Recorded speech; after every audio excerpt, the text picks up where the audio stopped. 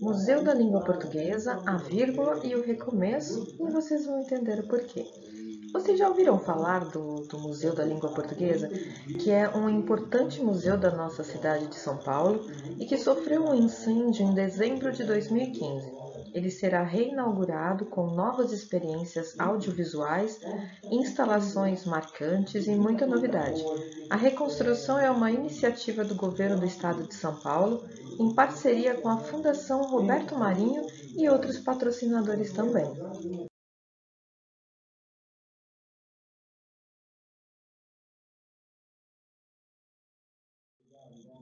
O Museu da Língua Portuguesa é um dos primeiros museus totalmente dedicados a um idioma, instalado na nossa cidade com o maior número de falantes de português no mundo, na região histórica da Estação da Luz.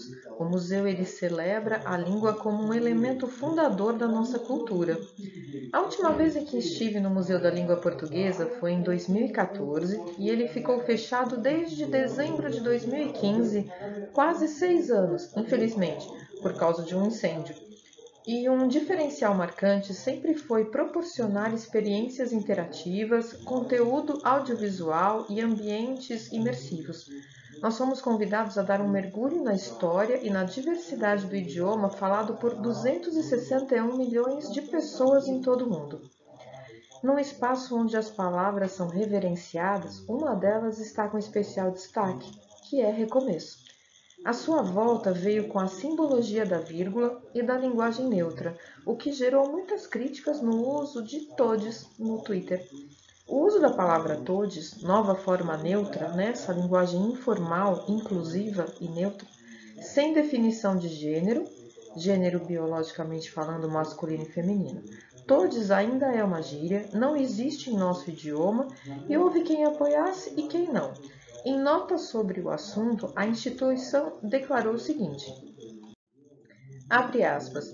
Desde sua fundação em 2006, o Museu da Língua Portuguesa se propôs a ser um espaço para a discussão do idioma, suas variações e mudanças incorporadas ao longo do tempo, sempre na perspectiva de valorizar os falares do cotidiano e observar como eles se relacionam com aspectos socioculturais, sem a pretensão de atuar como instância normatizadora. Nesse sentido, o museu está aberto a debater todas as questões relacionadas à língua portuguesa, incluindo a linguagem neutra, cuja discussão toca aspectos importantes sobre cidadania, sobre inclusão e sobre diversidade. Fecha aspas. Bom, o que a grande campanha, né, pelo recomeço, né, pela volta do Museu da Língua Portuguesa, esse prédio que seria na Estação da Luz, que é muito bonito, é muito histórico, né? A grande chamada é o símbolo da vírgula. Afinal, o que significa a vírgula?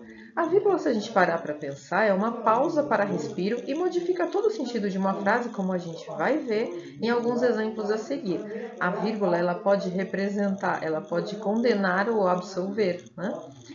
Uma das regrinhas básicas, inclusive, para no uso, se afinal eu coloco vírgula ou não, é a gente perceber, a gente reparar sobre a nossa respiração, sobre o contexto que está escrito ali a frase. Então, assim, à esquerda a gente vê que a vírgula ela pode ser uma solução. Por exemplo, vamos perder, nada foi resolvido. Ou então, vamos perder nada, vírgula, foi resolvido. Ou então, muda de opinião. Não queremos saber. Ou então, não, queremos saber. A vírgula também pode acusar a pessoa errada. Esse juiz, chamando a pessoa, é corrupto. Ou então, esse juiz é corrupto. Ou pode condenar ou salvar. Não tenha clemência. Ou então, não, tenha clemência. Aqui nós vemos também alguns exemplos, né? Beije, não abrace. Ou então, a gente pode beije não, vírgula, abrace. Ou então, não, te amo. Ou então, não te amo. E aqui por último, isso é só para a gente ter uma ideia, né? Como um sinal ele acaba mudando todo o contexto. Nesse último se os jurados condenam, eu não absolvo. Ou então, se os jurados condenam, eu não, vírgula, absolvo. Então, a vírgula ela representa uma nova fase do Museu da Língua Portuguesa, uma pausa ligeira, um respiro. Representa o recomeço de um espaço aberto à reflexão, inclusão e um chamamento para todas, todos e todes, os falantes ou não do nosso idioma. Daí a campanha, a hashtag 31 de julho MLP. Eu já vou adiantar aqui, né? Já está com algumas reportagens, algumas mídias já foram visitar, então já deram spoilers do que tem aí de novidade, mas eu vou contar algumas para vocês. Línguas do Mundo, que destaca 23 das mais de 7.000 línguas faladas hoje no mundo. Um pedacinho também da exposição que seria Falares, que traz os diferentes sotaques e expressões do idioma do nosso Brasil. Aliás, a gente sabe, né, como o nosso Brasil é rico em cultura, são inúmeros Brasis dentro do nosso Brasil. Então, o regionalismo, o sotaque, né, específico de cada região. Tem também o Nós da Língua Portuguesa, que apresenta a língua portuguesa no mundo com os laços, embaraços e a diversidade cultural da comunidade de países de língua portuguesa, né? Continuam no acervo as principais experiências como Palavras Cruzadas, que mostra as línguas que influenciaram o português no Brasil.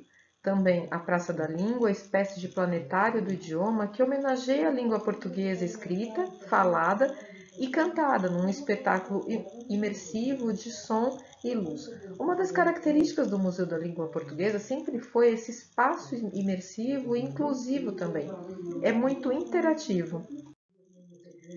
A cerimônia oficial de abertura será neste sábado, dia 31. Será transmitido ao vivo pelas redes sociais, é um momento muito aguardado, afinal de contas são quase 6 anos, né? E transmitido também pelo YouTube. Importante lembrar que a abertura ao público será feita com os cuidados e restrições determinadas pelas medidas de combate à Covid-19. Os ingressos são adquiridos exclusivamente pela internet, com dia e hora marcados, e a capacidade de público está restrita a 40 pessoas a cada 45 minutos, mais ou menos, né? Aqui a imagem também colocando o endereço, que é na Praça da Luz, né? Mas ele fica onde é aquela Avenida Tiradentes, muito próximo, inclusive, da Pinacoteca, né? São espaços centrais, são museus centrais. Aliás, toda essa região, gente, próximo dali também o Museu de Arte Sacra, é tudo muito rico, né? E o dia que é gratuito aos sábados.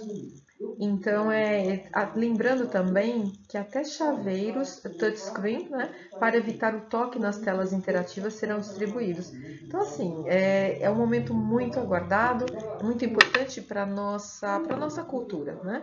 Essa retomada do nosso Museu da Língua Portuguesa. Bom, por hoje é só. Tem muito assim a conversar sobre ali as atividades, quem sabe ainda depois que eles já reabrirem, a gente vai pensando, trazendo mais novidades do museu aqui para nós. A gente pode falar de muitos dos nossos ditados populares, do nosso trava-língua, dos sotaques característicos de cada região também, né? Então, fiquem bem, um bom final de semana com esse frio que não tá fácil não. Então, até mais, até o nosso próximo encontro.